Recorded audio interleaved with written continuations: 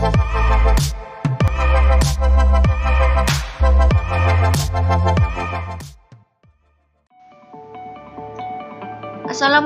warahmatullahi wabarakatuh. Salam hebat untuk semuanya. Kembali lagi bersama saya Bu Yuri di mata pelajaran Pendidikan Agama Islam dan Budi Pekerti. Materi yang akan dibahas pada pertemuan kali ini adalah taat kepada orang tua dan guru.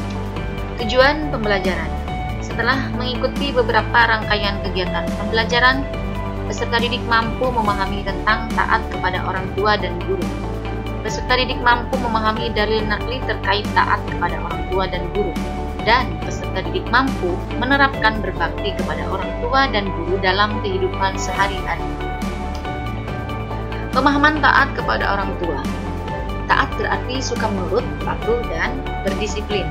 Sikap tersebut merupakan suatu sikap yang patut ditunjukkan oleh seorang anak terhadap orang tuanya.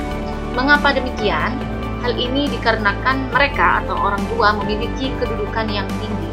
Mereka memiliki peran yang sangat penting dalam mendidik anak menjadi insan yang bijak dan berguna.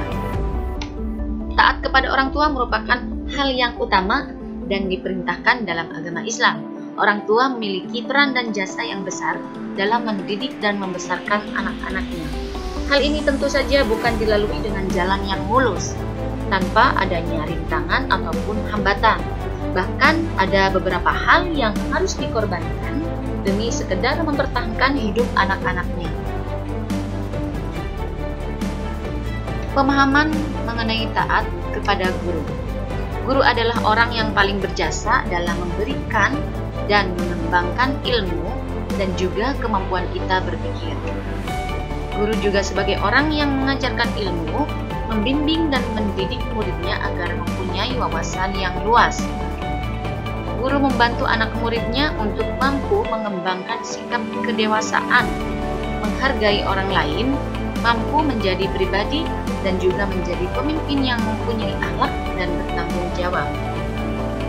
Oleh karena itu, selain kepada orang tua, kita pun diperintahkan untuk taat kepada guru.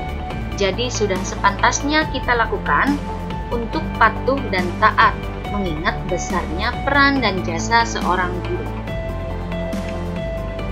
Dalil nakli tercantum dalam Quran Surat Luqman ayat 14, yang artinya, dan kami perintahkan kepada manusia agar berbuat baik kepada kedua orang tuanya. Ibunya telah mengandungnya dalam keadaan lemah yang bertambah-tambah, dan menyapihnya dalam usia 2 tahun. Bersyukurlah kepadaku dan kepada kedua orang tuamu, hanya kepada aku kembalimu. Berbakti kepada orang tua. Kita sebagai seorang anak, kita wajib untuk menaati kedua orang tua. Ketaatan seorang anak merupakan bentuk birrul walidain. Apa birrul walidain?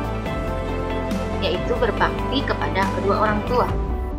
Berbakti kepada orang tua termasuk salah satu amalan yang paling mulia dalam agama.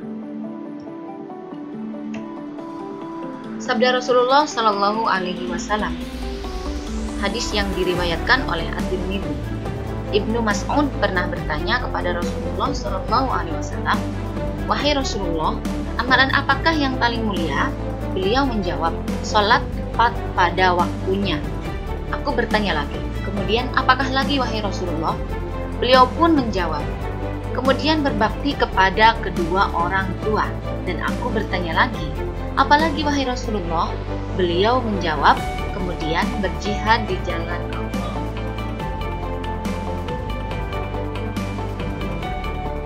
Berbakti kepada orang tua akan mendatangkan banyak keberkahan dan keutamaan bagi seorang anak. Berbakti kepada orang tua merupakan salah satu kunci masuk surga dan akan mendapatkan derajat yang tinggi di surga. Karena ridho Allah bergantung dari ridho orang tua, dan murka Allah bergantung dari murkanya orang tua. Berbakti kepada orang tua merupakan bagian dari berjuang di jalan Allah dan memiliki nilai pahala yang sangat besar di sisi Allah. Berbakti kepada orang tua dapat melebur dosa-dosa yang pernah dilakukan seorang anak dan mendapat ampunan dari Allah. Ampunan Allah merupakan karunia yang sangat berharga karena akan menjadikan hidup kita tenang dan bahagia di dunia ataupun di akhirat kelak.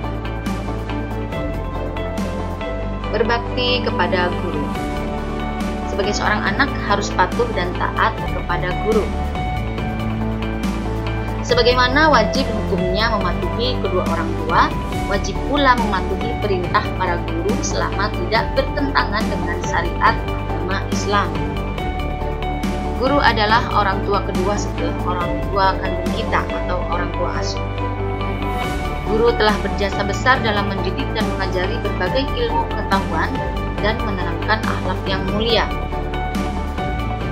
Menghormati dan memuliakan guru merupakan perilaku terpuji yang harus kita lakukan, yaitu dengan melaksanakan perintah dan nasihat guru dengan sepenuh hati. Mendoakan guru membawa keberkahan bagi pendidikan di Indonesia.